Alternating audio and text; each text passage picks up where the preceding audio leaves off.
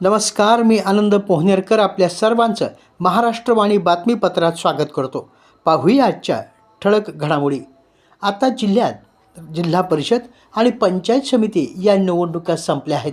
त्यामुळे पदाधिकाऱ्यांनी आता पक्षीय मतभेद बाजूला सारून कामाला लागलं पाहिजे.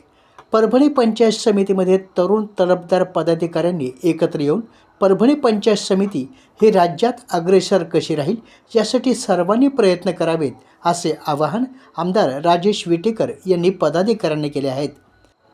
परभणी पंचायत समितीच्या सभागृहात आज शुक्रवारी परभणी पंचायत समिती सभापती रवी चव्हाण आणि उपसभापती विवेक रसाळ यांनी आपल्या पदाचा पदभार स्वीकारला. या कार्यक्रमास आमदार डॉक्टर राहुल पाटील, पाथरी विधानसभेचे आमदार राजेशदादा विटेकर यांची प्रमुख उपस्थिती होती. यावेळी पंचायत समिती गटविकास अधिकारी रावसाहेब चकोर यांनी आमदार द्वयांचा तसेच पंचायत समिती सभापती आणि उपसभापती यांचा सत्कार केला. यावेळी बोलताना आमदार राजेशदादा विटेकर म्हणाले, पदाधिकाऱ्यांनी पक्षीय मतभेद आता बाजूला ठेवले पाहिजे. संपलं निवडणूक, सभापती उपसभापतीपर्यंत आता झाले, ओढाताण झाली, सगळी झाली. पण आता तुम्ही सर्व 20 जणांनी एकत्रित येऊन जसं गटविकास हे म्हणजे पदाधिकाऱ्यांचं भाषण असायला पाहिजे. पण गटविकास अधिकाऱ्यांनी ज्यावेळेस अशा पद्धतीचं वक्तव्य करतात की परभणी पंचायत समिती ही अग्रेसर दिसेल, त्याच्यासाठी तुमच्या सर्वांची तुमच्या सर्वांचं काम आणि एकत्रितपणानं तुम्ही सर्वांनी तशा पद्धतीनं जर एका दिलाने एका मनानं काम केलं तर परभणी जिल्ह्यातली सर्वात मोठी पंचायत समिती आहे हे निश्चित स्वरूपामध्ये या मराठवाड्यात नव्हे तर महाराष्ट्रामध्ये कशा पद्धतीने अग्रेसर राहील याच्यासाठी तुम्ही सर्वांनी प्रयत्न करावा एवढीच अपेक्षा व्यक्त करतो. पुन्हा यावेळी बोलताना आमदार डॉक्टर राहुल पाटील म्हणाले, शिवसेनेला अभिप्रेत असणारं युवा नेतृत्वाला आम्ही संधी दिली आहे. युवा नेतृत्वाला संधी दिल्यामुळं आगामी काळामध्ये अनेक योजनांचा लाभ हे पंचायत समितीच्या माध्यमातून ग्रामीण जनतेला मिळणार आहे, अशी प्रतिक्रिया त्यांनी यावेळी व्यक्त केली. यावेळी डॉक्टर विवेक नावंदर, संग्राम जामकर, संतोष गुर्जर आदींसह परभणी पंचायत समिती अधिकारी, कर्मचारी, पदाधिकारी मोठ्या संख्येनं उपस्थित होते.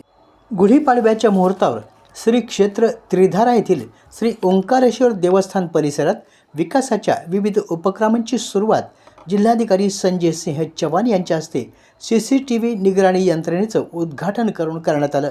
संपूर्ण परिसर आता कॅमेऱ्याच्या देखरेखीखाली आणण्यात आला आहे. यावेळी अन्नछत्रासाठी वाहनाचं लोकार्पण करण्यात आलं.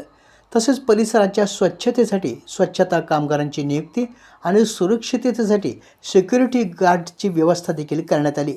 यावेळी हिंदू धर्मध्वजाचं ध्वजारोहण जिल्हाधिकाऱ्यांच्या हस्ते करण्यात आलं.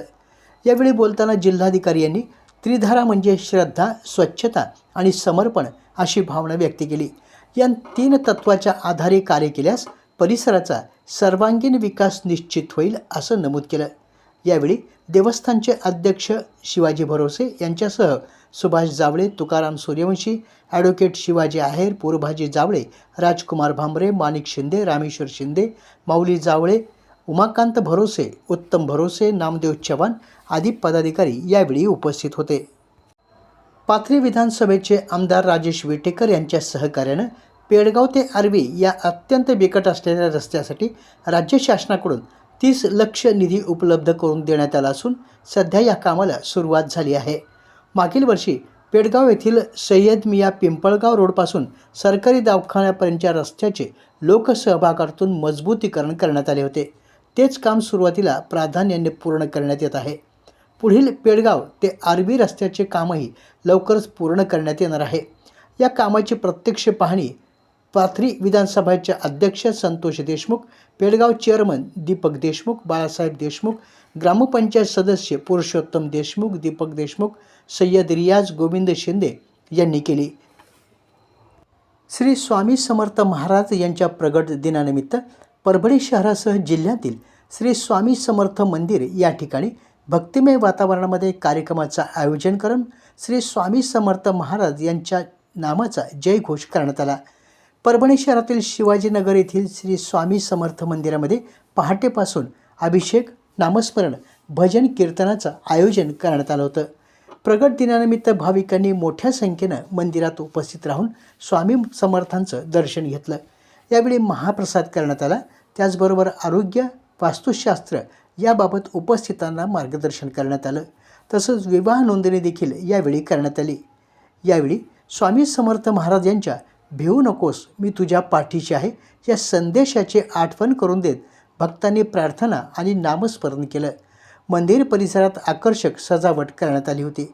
दरम्यान अनेक भक्तांनी सामाजिक उपक्रम राहून स्वामींचा प्रगट दिन साजरा केला. त्यामुळे शहरासह सर्वत्र भक्तिमय वातावरण निर्माण झालं. आपल्या जिल्ह्यातील अपडेट बातम्या पाहण्यासाठी आमच्या महाराष्ट्रवाणी या चॅनलला लाईक करा, सबस्क्राईब करा आणि शेअर करा. धन्यवाद.